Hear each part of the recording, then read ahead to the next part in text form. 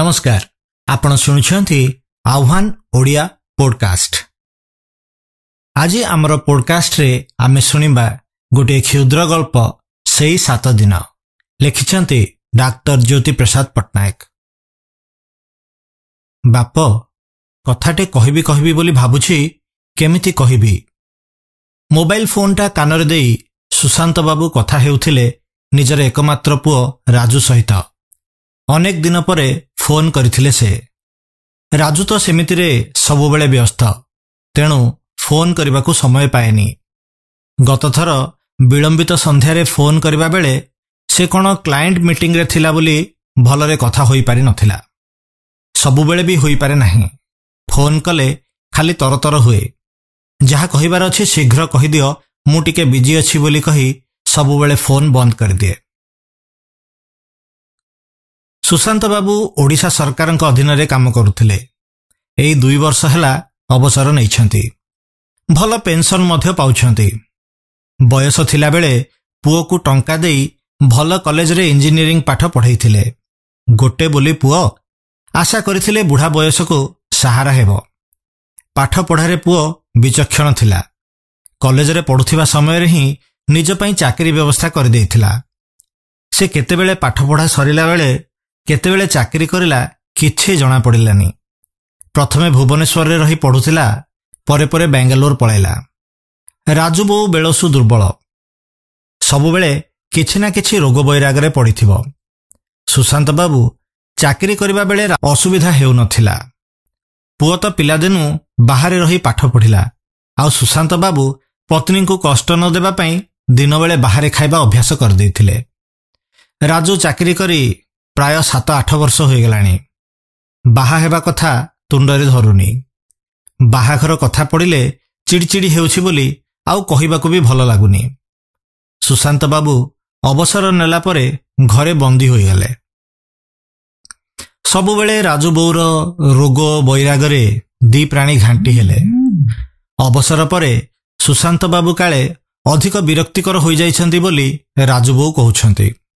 सबुबेले घरे बसी रहिले लोकटा भी करिवो कोन? ए घरु से घर हेबो, रोसई घरे डबाडुबी खोजिबो। आजीवन सुस्थिरे बंचिथिबा राजू बौ एबे दिन रे 2 थर रोसई करी घर संभाळिबा संभव हेउ नाही। राजू बौ कहिले मते छुट्टी दियो, मु एते परिश्रम करि परिबिनी।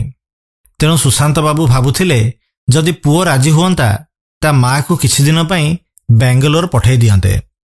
एठी एते गरम, अंतत सेठी थंडारे किछि दिन रहिले मन भल रहंता, स्वास्थ्य भी उन्नति हुअंता। फोन कानरे देई सुशांत बाबू से पाखरु आसुथिबा उत्तर को अपेक्षा करथिले। किछि समयर नीरवता परे राजू कहिला, हां बापा कोन कहउथिलो? सुशांत बाबू कहिले, मु भाबुथिली तो बोउटा खटी खटी दरमरा होई गलानी। घर कामरे तारा ओ मन लागुनी, देहटा भी घांटुछि। तेणु जदि तू पारिबु बो को किछि दिन पई बेंगलोर नै जा, से भी टिके विश्राम पाइबो, आउ देहटा भी सुधुरी जिवो। जदि संभव हेबो सेठी भल डाक्तरखाना रे ता देहटा टिके देखै देबो। राजू कहतिला, हौ देखुची, एबे तो मु अधिक समय घरे रहुनी। विदेशी क्लाइंट रहुछंती बोली राति अध जाय ऑफिस रे रहुछि। बो आसिले एका एका विरक्त होई जिवो। तथापि मु देखुची जदि संभव हेउछि सप्ताहे पई बो को एठिकी नै आसीबी। सुशांत बाबू फोनटा काटिबा पूर्वरु राजू फोन बंद कर देथिला। सबु बेले एई तरतर अभ्यास पई सुशांत बाबू विरक्त हुअंती, किंतु कहिबे काहाकू? फोन को टेबल उपरे थोई देई बाड़ी आड़को गले। राजू बो पहाच उपरे बसी आकाश को चाहुथिले। कहिले, सुनिलो राजू कहूछि तुमको सप्ताहे पई बेंगलोर नै जिवो।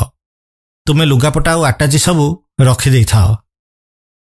राजू बो सबू सुनी न सुनिबा परि हसी देई कहिले, हां 5 वर्ष होई गला, सेई 7 दिन केते थर आसी पळेलानी।